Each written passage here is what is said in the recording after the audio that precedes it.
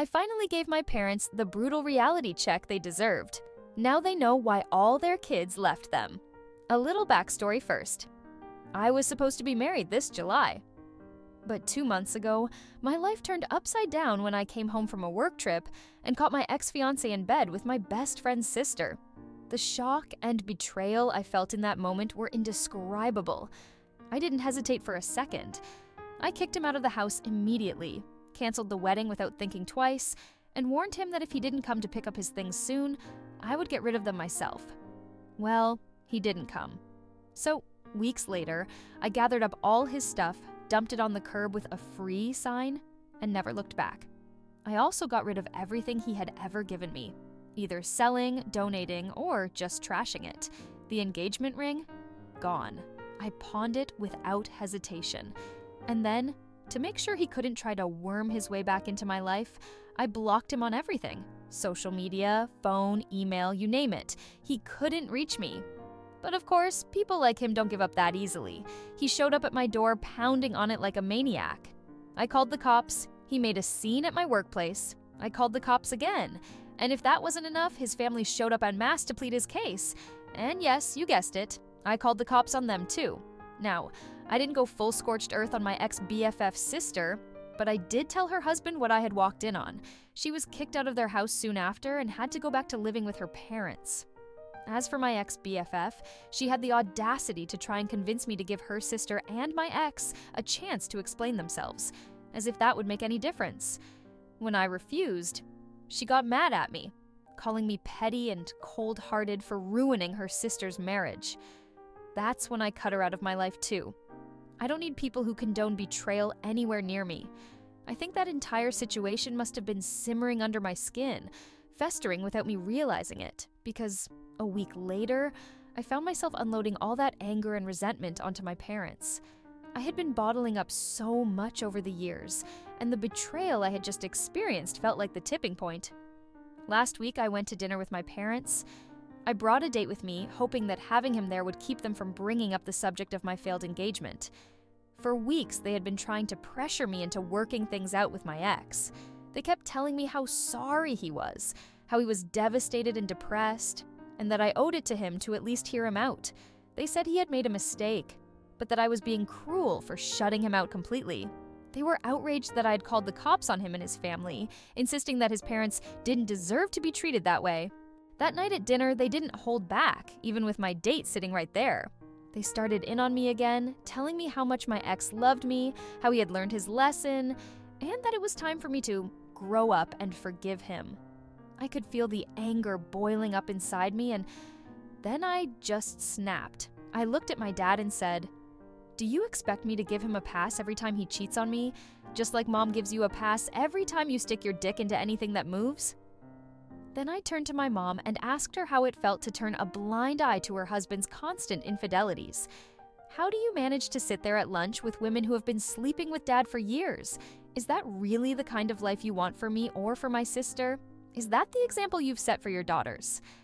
I asked them if they ever stopped to think about the damage they had caused to me and my siblings growing up, knowing that dad wasn't late home from work because of meetings, but because he was screwing his secretary, knowing that work weekends were code for weekend getaways with his mistresses.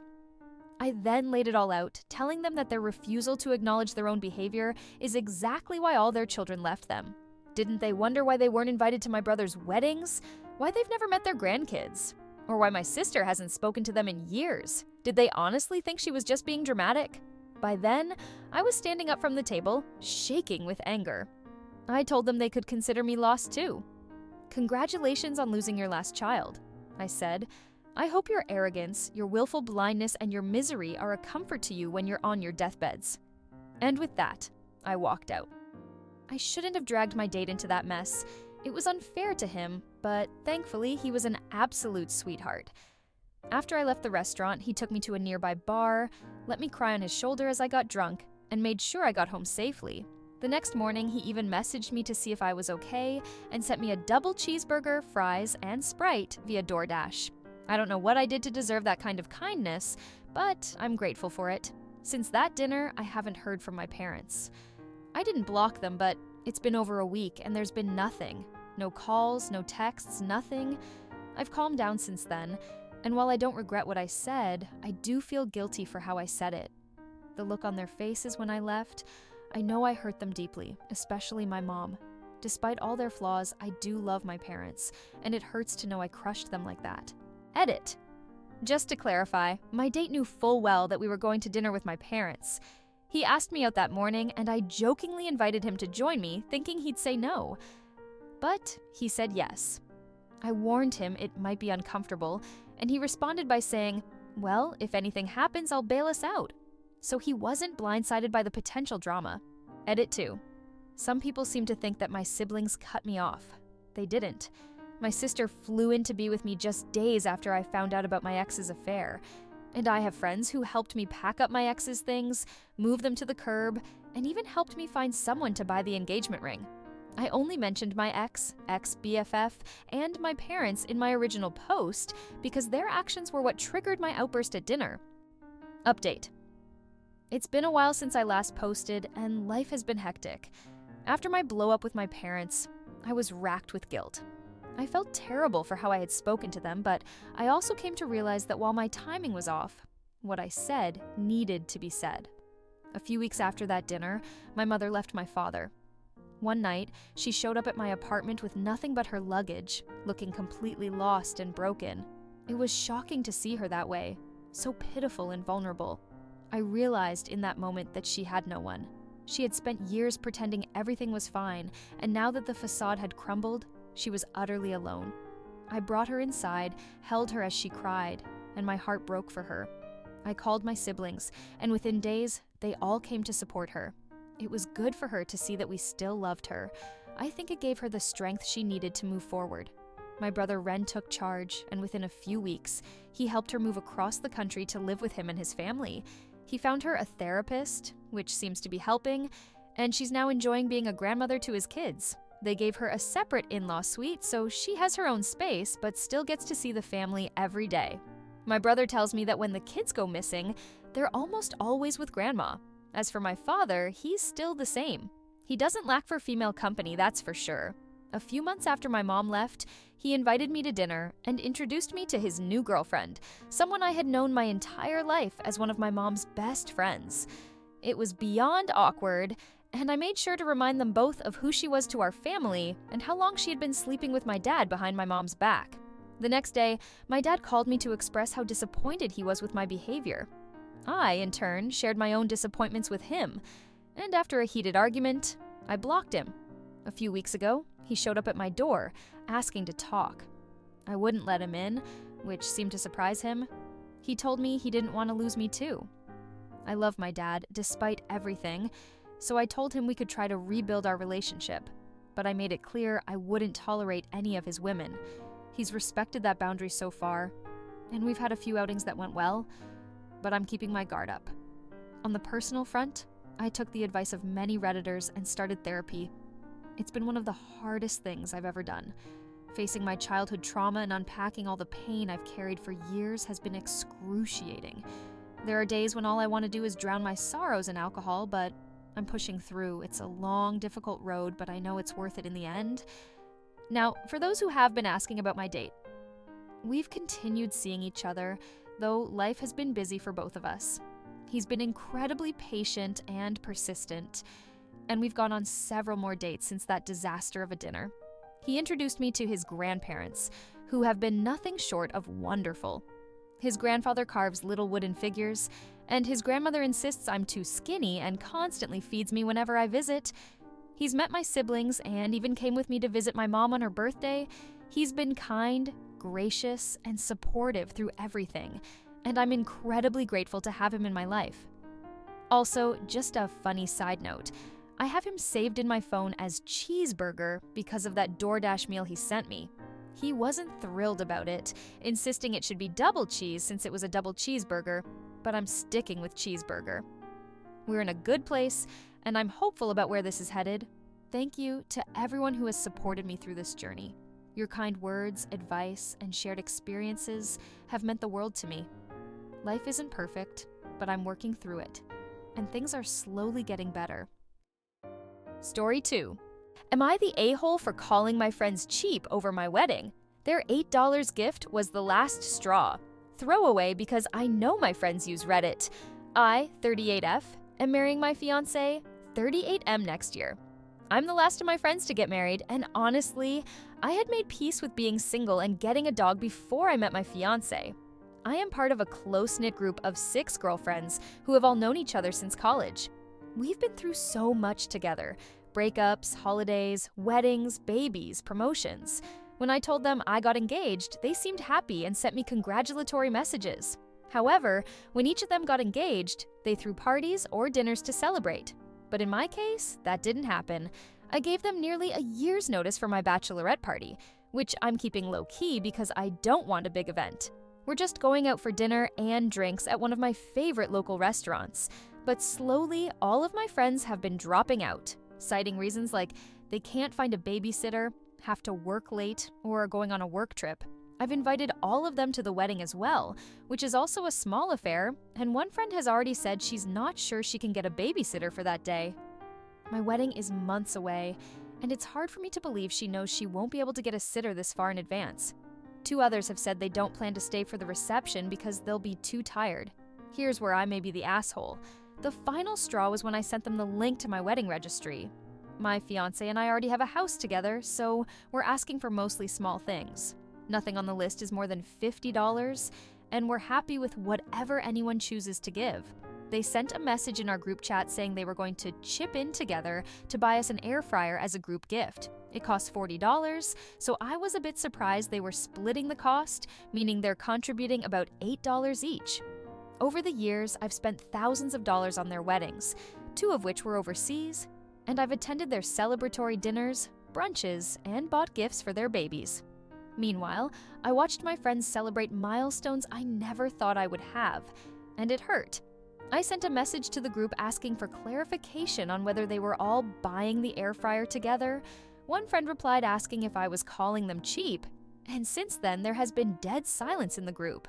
That wasn't my intention, but it really feels like since I'm the last to get married, they're tired of attending these events, which feeds into my insecurities about getting married later in life.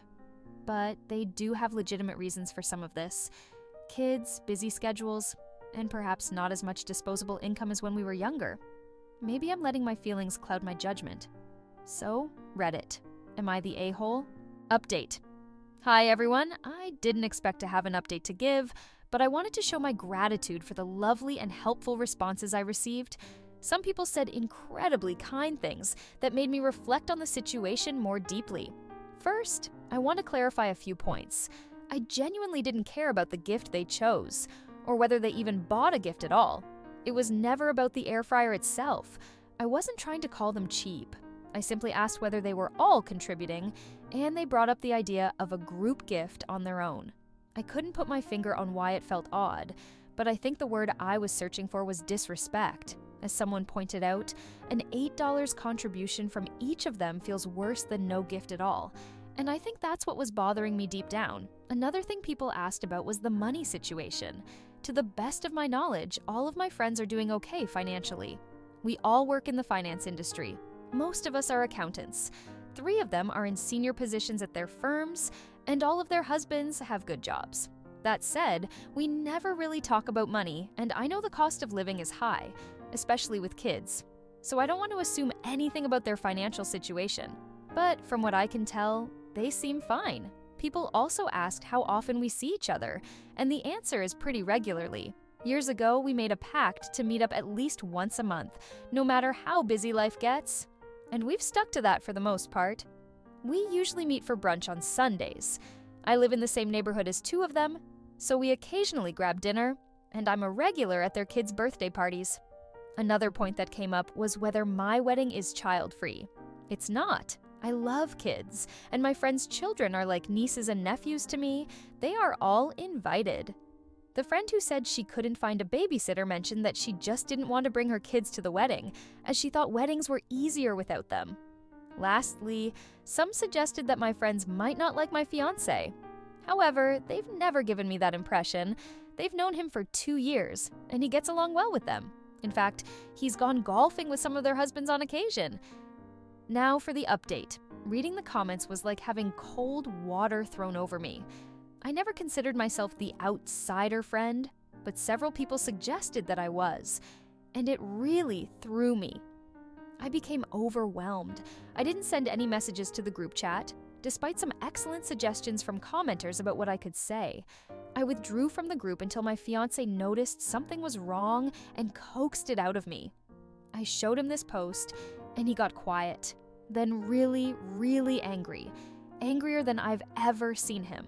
He asked if I had spoken to my friends about how I was feeling, and I told him I hadn't.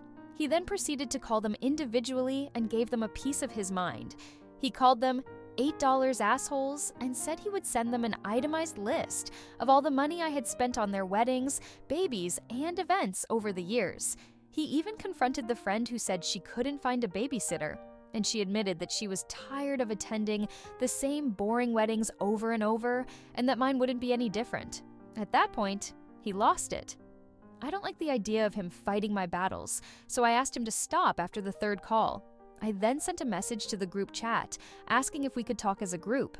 The 3 friends my fiancé had spoken to responded with voice messages, calling him a psycho and saying they wouldn't speak to me anymore. Feeling tired and defeated, I replied, saying that if they didn't want to be friends anymore, I understood, and I withdrew their invitations to my bachelorette party and wedding. No one has replied since, and I guess that's it. I know I'm probably better off, but I don't feel that way right now. I feel numb and incredibly sad. These women have been a huge part of my life for so long, and it breaks my heart that I won't see their kids anymore. Some of their kids call me Aunt Annie, and the thought of not being part of their lives anymore brings me to tears. My fiancé has since apologized for taking over the situation without consulting me first, and I've accepted his apology. We're in a good place, and I'm focusing on our future together. I'm trying to move forward and be excited about our wedding and marriage, but the loss of these friendships still stings. Lastly, thank you to all the kind Redditors who congratulated me on my upcoming wedding and offered support. Some of you even offered to buy us a gift, which was incredibly touching. I've never watched Sex and the City, but after several recommendations, I'll definitely be checking it out, as it seems like I could relate to it right now. I'll be deleting this post soon, as I want to put this behind me, but I wanted to say thank you one more time. Thank you for watching! If you enjoyed our stories and would like to hear more, please consider subscribing to our channel. Your support helps us continue bringing you captivating tales and new content every week. Don't forget to hit the notification bell so you never miss an update. We appreciate every one of you for being a part of our storytelling journey.